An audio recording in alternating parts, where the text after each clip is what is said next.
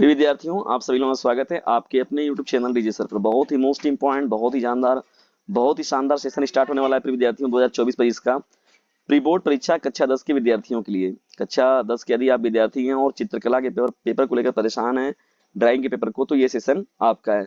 Video को बिना skip किए पूरा देखिएगा और जबरदस्त तरीके से इसे अपने क्लासमेट पर शेयर जरूर कीजिएगा। जब बढ़ते हैं प्रिय विद्यार्थियों हम लोग 2024-25 प्री बोर्ड परीक्षा कक्षा 10 का ये चित्रकला का महत्वपूर्ण पेपर लेकर खंड क में, तो आलेखन कला में हम लोग पहले पहुंचते हैं। यहाँ पर देखिए पहला हम लोग का प्रश्न क्या है प्रिय विद्यार्थियों, नीला और लाल रंग, नीला और लाल रंग मिलाने से निम्न में से कौन सा रंग बनता है? नीला और लाल रंग मिलाने से निम्न में से कौन सा रंग बनता है? नारंगी, बैगनी, हरा, भूरा। तो इस प्रश्न का जो राइट आंसर हो जाएगा बैगनी करेक्ट हो जाएगा। यानी नीला नीला और लाल को मिलाने से जो होता है वो बैगनी रंग बनता है, ठीक है ना। और बैगनी जो है वो द्वितीयक रंग कहलाता है। द्वितीयक रंग कितने होते हैं प्रिय विद्यार्थियों? तो द्वितीयक रंग देखिए यहाँ 6, 8, 3 और 2। तो देखिए द्वितीयक रंगों की जो संख्या है प्रिय विद्यार्थियों वो टोटल कितनी है? 3 है। यानी द्वितीयक रंग जो होते हैं वो 3 होते हैं। कौन कौन से हैं? नारंगी होता है, बैगनी होता है और हरा होता है, ठीक है ना। तो ये बनते कैसे हैं द्वितीयक रंग? तो देखिए इसमें प्राथमिक रंग जो होते हैं, तो प्राथमिक रंगों को बराबर मात्रा में मिलाकर जो बनाया जाता है रंग, उसी को हम लोग बोलते हैं द्वितीयक रंग, ठीक है। चलिए बढ़ते हैं हम लोग तीसरे मोस्ट इंपॉर्टेंट प्रश्न की ओर। तीसरा देखिए हम लोग का प्रश्न क्या है विद्यार्थियों, छत के केंद्र को अलंकित करने के लिए कौन सा आलेखन जो होता है उपयुक्त होता है? कोने का आलेखन, किनारे का आलेखन, ज्यामितीय आलेखन या फिर केंद्रीय आलेखन। तो देखिए यहाँ पर जो राइट आंसर हो जाएगा आपका केंद्रीय आलेखन जो होगा इस प्रश्न का राइट आंसर हो जाएगा। यानी तीसरे का चौथा जो ऑप्शन होगा आपका करेक्ट हो जाएगा, ठीक है ना। तो केंद्रीय आलेखन का मुख्य रूप से इसमें प्रयोग किया जाता है। आलेखन कितने प्रकार के होते हैं? देखिए हम लोग का नेक्स्ट प्रश्न है, आलेखन कितने प्रकार के होते हैं? 4, 3, 8, 5। देखिए चित्रकला के दृष्टिकोण से अगर हम लोग देखें प्रिय विद्यार्थियों, तो जो आलेखन होता है वो टोटल कितने प्रकार का होता है? 4 प्रकार का होता है, ठीक है ना। यानी चौथे का विकल्प नंबर जो पहला होगा आपका करेक्ट हो जाएगा। बहुत ही ये भी मोस्ट इंपॉर्टेंट है। चारकोल क्या है? लाल रंग है, ग्रेफाइट है, तेल रंग है या फिर जल रंग है? तो चारकोल देखिए मुख्य रूप से क्या होता है प्रिय विद्यार्थियों, जो होता है ये मुख्य रूप से देखिए ग्रेफाइट के रूप में हम लोग इसको कह सकते हैं। देखिए तो पांचवे का विकल्प नंबर आपका जो सेकंड होगा ये आपका करेक्ट हो जाएगा। यानी काले रंग के पदार्थ का होता है मुख्य रूप से देखा जाए तो, है ना। काली किया तो चारकोल जो होता है वो जो होता है मुख्य रूप से वो क्या होता है? वो ग्रेफाइट हम लोग यहाँ पर ऑप्शन जो होगा करेक्ट हो जाएगा। छठवें ऑप्शन की हम लोग पढ़ते हैं, सबसे मोटा ब्रश किस नंबर का है? सबसे मोटा ब्रश जो होता है वो किस नंबर का होता है? देखिए ब्रशों के बारे में हम लोग बात करें तो जब भी ब्रशों की साइज बढ़ती जाती है, ब्रशों का साइज का बढ़ने का मतलब है कि 0 हो गया, 1 हो गया, 2 हो गया, 3 हो गया, 4 हो गया। तो इसका मतलब यहाँ पर देखिए जो आपका 8 है, तो सबसे मोटा ब्रश जो देखिए यहाँ पर 08 जो होगा यहाँ पर राइट हो जाएगा। नहीं, 8वां नंबर का ब्रश जो होगा वो सबसे तगड़ा होगा। आगे बढ़ते हैं हम लोग सातवें मोस्ट इंपॉर्टेंट प्रश्न की ओर। प्रश्नों की श्रृंखला में आगे बढ़ने से प्रिय विद्यार्थियों, यदि वीडियो थोड़ा सा भी आप लोग के लिए हेल्पफुल लग रहा है तो इसे जबरदस्त तरीके से अपने क्लासमेट पर शेयर कीजिएगा। डीजे सर का कहना है पढ़ने के साथ ही साथ इसे अपने क्लासमेट पर भी शेयर करते रहना है। सबसे कोमल पेंसिल कौन सी होती है? एच होता है, 2B होता है, 3B होता है या फिर 4B होता है? तो सातवें का विकल्प नंबर सेकंड जो होगा आपका यहाँ करेक्ट हो जाएगा। 2B पेंसिल जो होता है प्रिय विद्यार्थियों सबसे गहरा और मुलायम होता है। तो सातवें का विकल्प नंबर 2 जो होगा आपका करेक्ट हो जाएगा। आठवें मोस्ट इंपॉर्टेंट प्रश्न की ओर जब बढ़ते हैं, देखिए यहाँ पर लाल रंग का पूरक रंग कौन सा होता है? देखिए लाल रंग का जो पूरक रंग के बारे में हम लोग बात करें अगर यहाँ पर प्रिय विद्यार्थियों, तो ये हो जाएगा आपका हरा। यानी लाल रंग का जो पूरक रंग होता है उसका नाम है हरा होता है वो, ठीक है। ये आपका हरा करेक्ट हो जाएगा। नौवें मोस्ट इंपॉर्टेंट प्रश्न की ओर हम बढ़ते हैं, सर्वाधिक चमकीला रंग कौन सा है? सर्वाधिक चमकीला रंग कौन सा है? हरा हो गया, पीला हो गया, नीला हो गया, लाल हो गया। तो देखिए सर्वाधिक पीला के रूप में जो होता है, पीला सबसे चमकीला रंग होता है।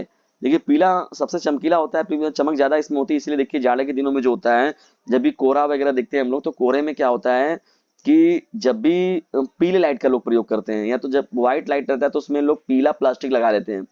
उससे होता क्या है कि पीले प्लास्टिक से क्या होता है, जब पीला रोशनी निकलता है तो वो बहुत ही तेजी से जो होता है वो कोहरे को जो है वो काटता है। तो पीला जो हो जाएगा आपका करेक्ट हो जाएगा। तो नौवें का विकल्प नंबर सेकंड जो होगा आपका करेक्ट हो जाएगा। दसवें मोस्ट इंपॉर्टेंट प्रश्न की ओर जब बढ़ते हैं, तो नीला का विरोधी रंग कौन सा है? नीला का विरोधी रंग कौन सा है? लाल हो गया, बैगनी हो गया, नारंगी हो गया, पीला हो गया। ठीक है ना। तो नीले रंग का जो विरोधी रंग होता है प्रिय विद्यार्थियों वो होता है पीला रंग होता है, यानी पीला जो होता है वो नीला का विरोधी रंग होता है। 11वें मोस्ट इंपॉर्टेंट प्रश्न की ओर बढ़ते हैं। 11वें प्रश्न की ओर, बारीक लाइन बनाने के लिए किस नंबर के ब्रश ब्रश का हम लोग प्रयोग करते हैं? बारीक लाइन बनाने के लिए, यानी बारीक लाइन बनाने के लिए जो होता है किस नंबर के ब्रश का हम लोग उपयोग करते हैं? तो देखिए बारीक रेखा के लिए जो होता है मुख्य रूप से प्रिय विद्यार्थियों जो होता है वो 0 नंबर या फिर उससे छोटे आकार का जो ब्रश होता है वो यूज किया जाता है। तो यहाँ पर देखिए जो 0 नंबर का है वो आपका 0 नंबर का जो ब्रश होगा यहाँ पर राइट आंसर हो जाएगा, यानी 11वें का विकल्प नंबर 4 जो होगा आपका करेक्ट हो जाएगा। 12वें मोस्ट इंपॉर्टेंट प्रश्न की ओर बढ़ते हैं। देखिए 12वां हम लोग का प्रश्न क्या है? तटस्थ रंग कितने होते हैं? तटस्थ रंग कितने होते हैं? देखिए तटस्थ रंग जो होता है प्रिय विद्यार्थियों वो 2 होता है। कितना होता है? 2। कौन कौन है? सफेद और काला, यानी सफेद और काला को जो हम लोग तटस्थ रंग बोलते हैं, और ये 2 होते हैं, और इसमें जो होते हैं सफेद और काला को मुख्य रूप से जो है शामिल किया जाता है। रोड रंग कौन सा है? रोड रंग कौन सा है? सफेद, काला, नीला, पीला। तो देखिए यहाँ पर काले, यानी जितने भी रोड वगैरह जब बनाए जाते हैं प्रिय विद्यार्थियों तो मैक्सिमम जो होता है वो ब्लैक कलर का रोड बनाया जाता है। जब इन रोडों में हमेशा जब भी चारकोल होता है तो हमेशा उसमें काली यानी काला रोड बनाते हैं हमेशा। अभी देखिए कुछ जगहों पर जो है वो नीला रोड भी बना रहे हैं लोग, लेकिन मैक्सिमम जो है वो रोड जो आपको दिखेंगे वो काले रंग में ही दिखेंगे। तो रोड रंग कौन सा होता है? तो वो काला आपका राइट हो जाएगा। 13वें का विकल्प नंबर 2 जो होगा आपका करेक्ट हो जाएगा। 14वें मोस्ट इंपॉर्टेंट प्रश्न की हम लोग बढ़ते हैं। देखिए प्रिय विद्यार्थियों यहाँ पर तो ड्राइंग के सबसे उपयुक्त पेंसिल कौन सी है? ड्राइंग की सबसे उपयुक्त पेंसिल कौन सी है? एच हो गया, 2H हो गया, बी हो गया, HB हो जाएगा। तो देखिए यहाँ पर ड्राइंग के लिए सबसे उपयुक्त जो पेंसिल होता है प्रिय विद्यार्थियों वो होता है HB, ठीक है ना। तो 14वें का विकल्प नंबर 4 जो होगा आपका करेक्ट हो जाएगा, ठीक है, मोस्ट इंपॉर्टेंट। 15वां देखिए प्रश्न क्या है आप लोगों का? वर्ग, त्रिभुज, आयत और वृत्त में बने आलेखन को क्या कहते हैं? वर्ग, त्रिभुज, आयत और वृत्त में बने आलेखन को क्या कहते हैं? प्राकृतिक आलेखन बोलते हैं इसको हम लोग, या केवल आलेखन बोलते हैं, अलंकारिक बोलते हैं, या फिर ज्यामितीय आलेखन बोलते हैं। तो देखिए प्रिय विद्यार्थियों ये सभी जो स्ट्रक्चर है आपका ये तो ज्यामितीय रचना है एक तरीके से। वर्ग हो गया, त्रिभुज हो गया, आयत हो गया, वृत्त हो गया, तो इन सभी को हम लोग जो है ज्यामितीय संरचना के रूप में कहते हैं मुख्य। तो यहाँ देखिए ज्यामितीय आलेखन जो हो जाएगा इस प्रश्न का राइट आंसर हो जाएगा। ये आपका प्रश्न संख्या कौन था? 15वां था। बढ़ते हैं इंपॉर्टेंट प्रश्नों की श्रृंखला में हम लोग 16वें प्रश्न की ओर। दृश्य कला कौन सी है? दृश्य कला कौन सी है? चित्रकला, मूर्तिकला, स्थापत्य कला, या फिर तीनों? तो देखिए जो दृश्य कला होता है प्रिय विद्यार्थियों वो चित्रकला भी उसमें शामिल है, मूर्तिकला भी शामिल है, और स्थापत्य कला भी शामिल है। तो इसका मतलब जो तीनों राइट आंसर हो जाएगा, तीनों जो होगा वो आपका करेक्ट हो जाएगा। दृश्य कला कौन सी होती है? तो ये तीनों होते हैं, चित्रकला, मूर्तिकला, स्थापत्य कला, ये सभी के सभी, ठीक है ना। श्रव्य कला कितनी होती है? श्रव्य कला कितनी होती है? 2, 3, 4, 5। तो देखिए प्रिय विद्यार्थियों मुख्य रूप से अगर देखा जाए तो जो श्रव्य साधन होते हैं मुख्य रूप से उनको 3 भागों में हम लोग क्या करते हैं? विभाजित बांटते हैं 3 भागों में, ठीक है ना। तो 3 जो हो जाएगा आपका इस प्रश्न का राइट आंसर हो जाएगा। आंखों में जो तंतु रंग का अनुभव करते हैं उनका नाम क्या होता है? आंखों में जो तंतु रंग का अनुभव करते हैं उनको हम लोग क्या बोलते हैं?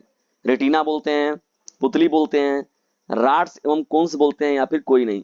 तो आंखों में जो तंतु रंग का अनुभव करते हैं प्रिय विद्यार्थियों उनका नाम क्या है? तो उन्हें हम लोग राड्स एवं कोन्स कहते हैं, ठीक है ना। राड्स एवं कोन्स बोलते हैं, ठीक है ना। ये आपका करेक्ट हो जाएगा। तेल रंग में क्या मिलाते हैं? तेल रंग में क्या मिलाते हैं? तो तारपीन हो गया, जल हो गया, पिस्टल हो गया, या फिर मिट्टी का तेल हो गया। तो प्रिय विद्यार्थियों जो तेल रंग होता है उसमें मुख्य रूप से जो होता है वो तारपीन को मिलाया जाता है। क्या मिलाया जाता है? उसमें मुख्य रूप से जो है तारपीन को हम लोग डालते हैं, ठीक है ना। तो ये आपका राइट हो जाएगा। पेस्टल रंग क्या है? पेस्टल रंग जल रंग हो गया आपका, फिर पीला रंग हो गया ना, शुष्क रंग हो गया, या फिर लाल रंग हो गया ना।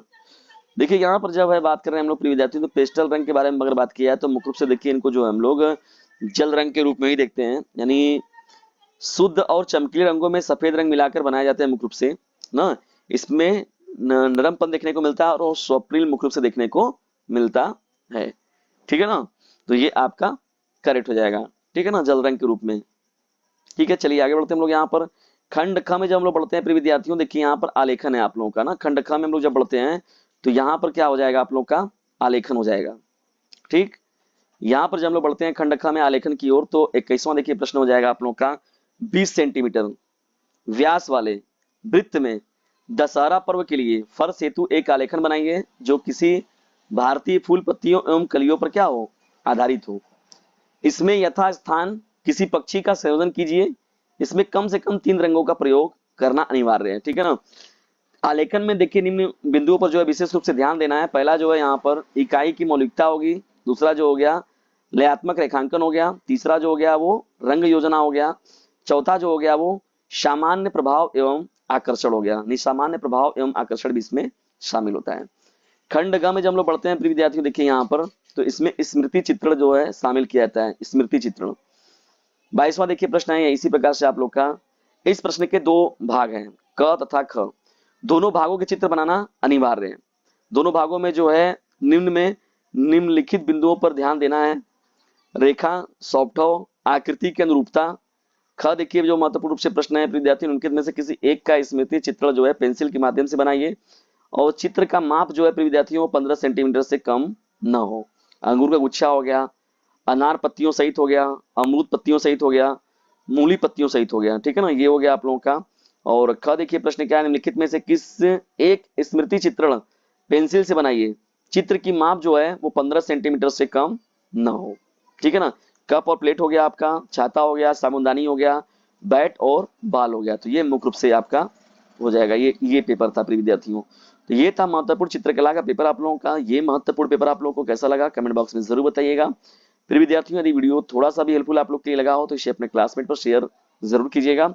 डीजे सर का कहना है पढ़ने के साथ ही साथ जो है इसे अपने क्लासमेट पर भी शेयर करते रहना है। तो जाइए और जल्दी कीजिए, इसे अपने क्लासमेट पर शेयर जरूर कीजिएगा।